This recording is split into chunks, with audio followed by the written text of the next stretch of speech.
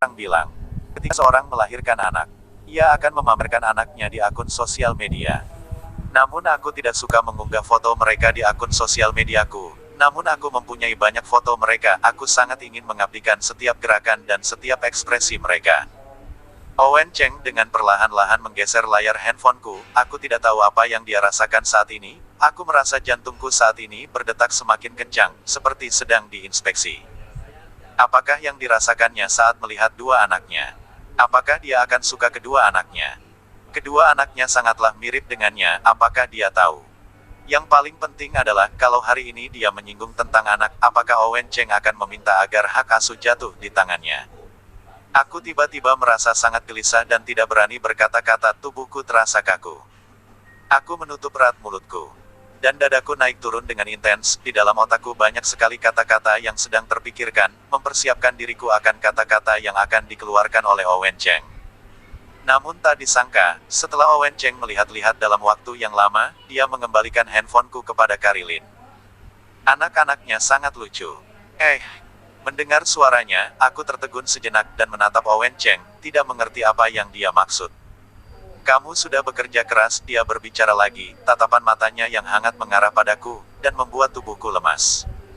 Aku mengernyitkan keningku, dengan terkejut menatap Owen Cheng. Dia hanya berkata dua kalimat saja. Di mataku terlihat Owen Cheng yang tertawa, dan memanggil pelayan untuk memesan makanan. Kamu lebih mengerti tempat ini, kamu yang pesan.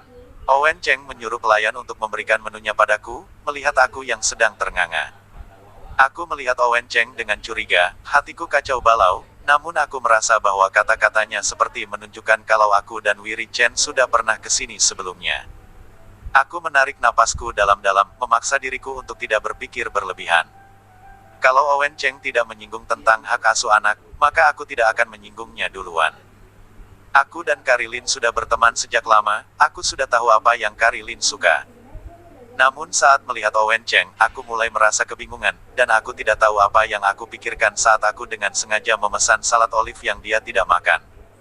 Saat makanan disajikan, Owen Cheng menatap piring salad olive dengan muka datar, bibirnya menyunggingkan senyuman samar, dan apa yang kulihat selanjutnya adalah dia mengambil garpu dan memakannya satu suap. Aku terkejut untuk sementara, dan mendengar suaranya yang samar berkata, rasanya lumayan enak. Bukannya kamu tidak makan olive, aku dengan gundah membuka mulut. Namun saat aku berkata seperti itu, aku melihat kedua mata Owen Cheng yang sedang tertawa, seketika itu juga aku tahu bahwa aku sudah salah berbicara. Ternyata kamu masih ingat apa yang aku suka, sepertinya kamu tidak bisa melupakanku, dengan muka jengkel dia berkata. Seketika itu juga aku tak bisa berkata-kata. Aku melihat dia dan ingin menjelaskan kesalahpahaman, walaupun sudah besar, tapi masih pilih-pilih makanan, hanya ada beberapa orang saja yang seperti ini. Setiap orang pasti bisa berubah, dia mengutarakan, dia mengambil garpu dan memakan sesuap lagi. Aku menutup bibirku rapat-rapat dan tidak berkata-kata lagi. Kata-kata itu adalah kata-kata yang aku katakan padanya, aku tidak berpikir dia akan menggunakan kata-kataku untuk menutup mulutku. Beberapa makanan yang dihidangkan terasa asing bagiku. Owen Cheng dengan sangat terang-terangan memakan olive, melihat dia seperti anak kecil, rasanya aku ingin tertawa. Karilin menanyakan tentang keadaanku selama setengah tahun ini, bagaimana kehidupanku, bagaimana perasaanku dan lain-lain. Aku menjawabnya dengan samar-samar, karena ada Owen Cheng di sini, maka dari itu ada banyak sekali cerita yang tidak bisa dikatakan. Akhirnya Karilin dapat merasakan ketidakkenakanku terhadap Owen Cheng, dan dia tidak banyak bertanya lagi. Makan siang kali ini pun diakhiri dengan atmosfer yang sangat aneh. Setelah makan, aku berpikir bagaimana cara agar tidak terikat dengan Owen Cheng.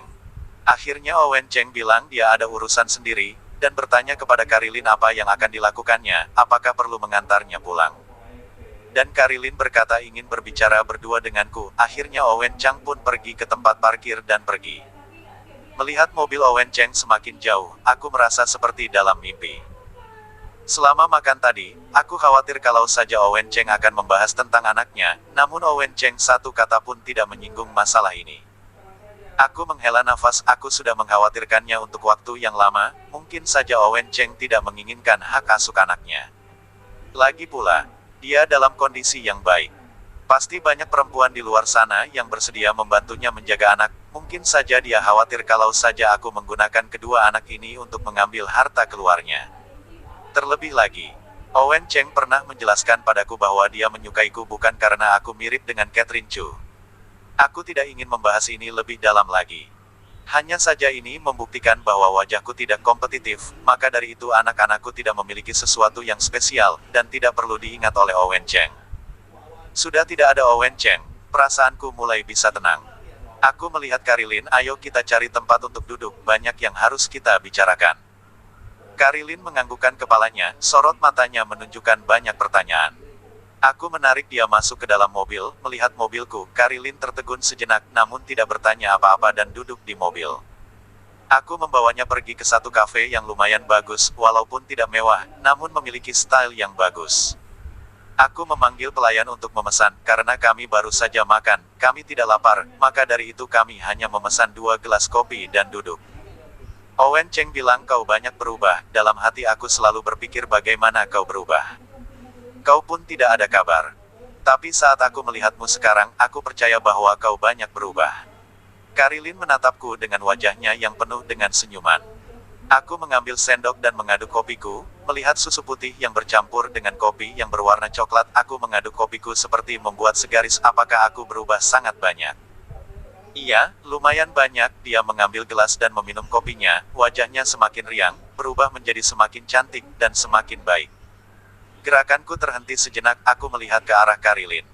Aku mengira dia akan bilang aku berubah semakin tidak baik, aku kira dia akan bilang aku semakin tua, aku tidak menyangka akan mendengar pujian seperti ini keluar dari mulutnya. Setengah tahun yang lalu, kamu pergi tanpa bilang satu kata pun, aku sangat khawatir. Aku berusaha menelponmu, namun kamu tidak mengangkatnya, aku tidak tahu harus bagaimana lagi, aku hanya bisa memohon pada Owen Cheng untuk mencarimu. Aku pikir saat aku memberitahunya tentang kehamilanmu. Kalian bisa membicarakannya dengan baik-baik, aku tidak habis pikir kalau dia akan menyuruhmu untuk aborsi dan pergi bersama pria lain ke luar negeri. Suara Karilin semakin lama semakin rendah, aku memegang gelas kopiku dengan erat. Aku dapat menebak seberapa paniknya Karilin saat itu.